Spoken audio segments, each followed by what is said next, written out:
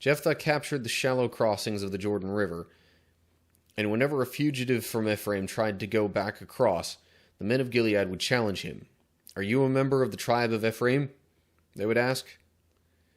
If the man said, "No, I'm not," they would tell him to say Shibboleth. If he was from Ephraim, he would say Shibboleth, because people from Ephraim cannot pronounce the word correctly. Then they would take him and kill him at the shallow crossings of the Jordan. In all, 42,000 Ephraimites were killed at that time. What's up, cool people? My name is Matt. Welcome back to our Bible study. Alright, so, looking at Judges chapter 12, for the sake of context, in the previous chapter, especially because it mentions Jephthah here. Jephthah was essentially the hero of Israel in the previous chapter. They were being attacked by Ammonites, and Jephthah essentially became their commander and led them to victory over the Ammonites. And he also agreed to, he vowed a certain thing to God that he would offer, what wound up being his daughter to God. But the main thing was the victory over the Ammonites with Jephthah as commander, and the other people of Israel, or at least Gilead, agreeing that if he led them to victory, then he could be their ruler. So, anyway, there's your context. Let's hop on into Judges chapter 12. Then the people of Ephraim mobilized an army and crossed over the Jordan River to Zaphon, I don't know. They sent this message to Jephthah. "Why didn't you call for us to help you fight against the Ammonites? We are going to burn down your house with you in it." Jephthah replied, "I summoned you at the beginning of the dispute, but you refused to come. You failed to help us in our struggle against Ammon. So when I realized you weren't coming, I risked my life and went to battle without you, and the Lord gave me victory over the Ammonites. So why have you now come to fight me?" Yeah, I was reading what they said up here, and I was like, wait, didn't he ask them for help?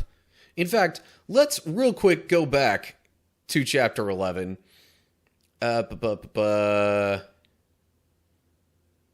Jephthah went with the elders of Gilead. People made him commander.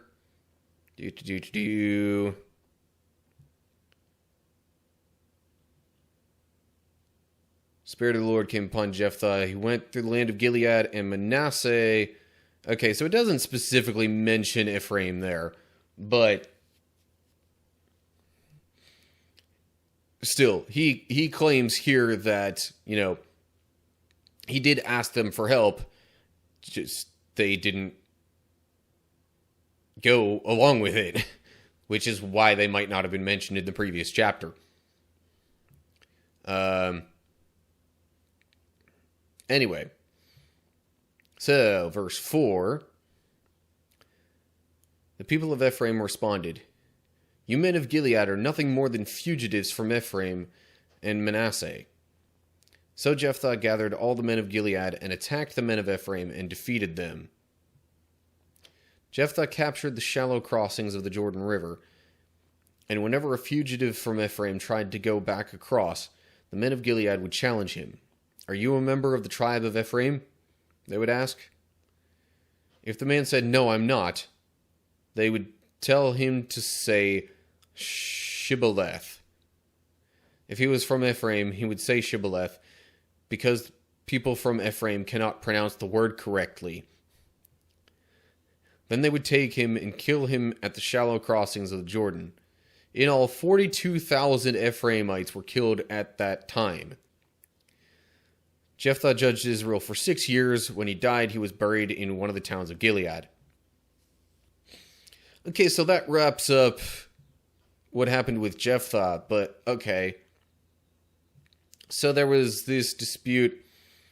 Ephraim and Gilead are nothing more than fugitives.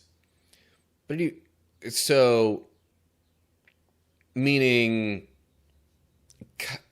okay, I think this kind of goes back to, again, I'm going to switch back to chapter 11 here, but in verse 3 of the previous chapter, when it mentions, he fled from his brothers and lived in Tob, and, quote, soon he had a band of worthless rebels following him. That gives off a similar vibe to what's being said here about them just being fugitives, as in like they're outcasts, they're rejects, they're people that weren't really welcome in the first place. So they kind of sort of see him as an outsider. And they wouldn't generally be okay with an outsider ruling over them. Although whether or not he was really ruling over them, I don't know. He definitely ruled over Gilead after defeating the Ammonites. But, still, really, the people of Ephraim, or anywhere in Israel for that matter, those people would not have wanted an outsider ruling over any portion of it if it was really under their control. So while he wasn't totally like an outsider as far as birthright is concerned, to them he was an outsider. And then you get into this thing where like his I don't even want to say army, his crew, whatever you want to call them, did all this stuff with, questioning people at this certain spots, asking if they're from Ephraim, and testing them to see whether or not they were, and then if they were from Ephraim, basically killing them on the spot.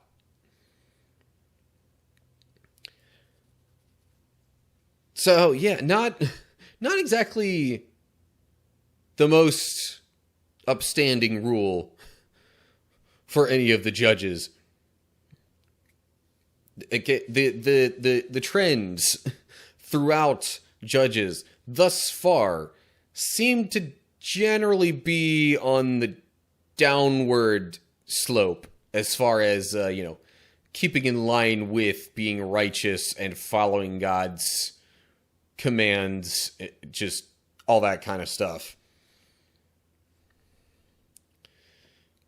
So anyway, Jephthah dies, and then we continue on with verse 8.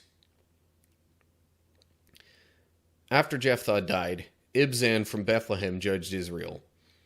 He had 30 sons and 30 daughters. He sent his daughters to marry men outside his clan, and he brought in 30 young women from outside his clan to marry his sons. Ibzan judged Israel for 7 years. When he died, he was buried at Bethlehem. They were not supposed to... Well, outside the clan, I guess it might have been okay, but if it was from just outside people groups altogether, that was definitely discouraged. But also, for the most part, the, marriages would have been kept within the clan back in those times. So,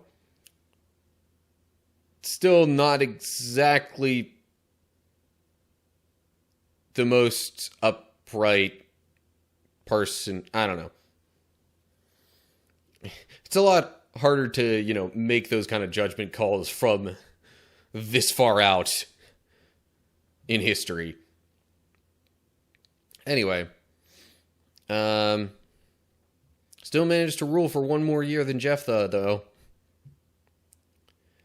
Alright, and then we get to verse 11. I'll probably just read through the end of the chapter because this part's so short. Anyway, after Ibzan died, Elon from the tribe of Zebulun judged Israel for 10 years. When he died, he was buried at Aijalon in Zebulun. After Elon died, Abdon, son of Hillel, from Pirathon, judged Israel. He had 40 sons and 30 grandsons who rode on 70 donkeys. He judged Israel for 8 years. When he died, he was buried at Pirathon in Ephraim, in the hill country of the Amalekites. And, yeah. There are a surprising number of these judges that just get kind of, I don't know if glossed over is quite the right way to put it, but like, the Bible doesn't go into much depth of what happened during their time as judge, or why they were appointed as judge, or any of that kind of stuff. But anyway, so after Ibzan was Elon, it literally gets into no other details other than who he was, where he was from, how long he ruled, and where he was buried. Abdon, it mentions his 40 sons and 30 grandsons who rode on 70 donkeys, but otherwise, nothing really gets added there.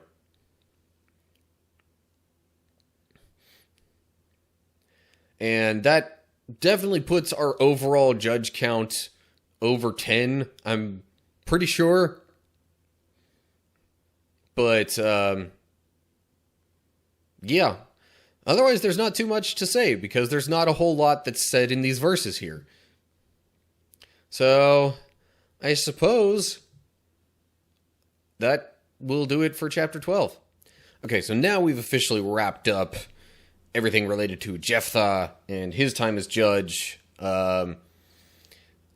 Really not liking the whole, I don't know if you'd call it a trend, but there's been multiple instances now of the Israelites turning against each other. I guess before it was more like, okay, they were maybe going to do it, but this time, like, they actually fought against each other. So, more things that seem to be, on a downward trend as far as what God would want from his people. But, then there were a few other judges, seemingly no major events, particularly good or bad, related to those three. But, yeah. And that's where we leave things off. So, as always, like and share if you enjoyed the video. Subscribe to the channel and click the bell if you're on YouTube to get updates when I post new videos. If you're seeing this on Rumble, give me a follow over there.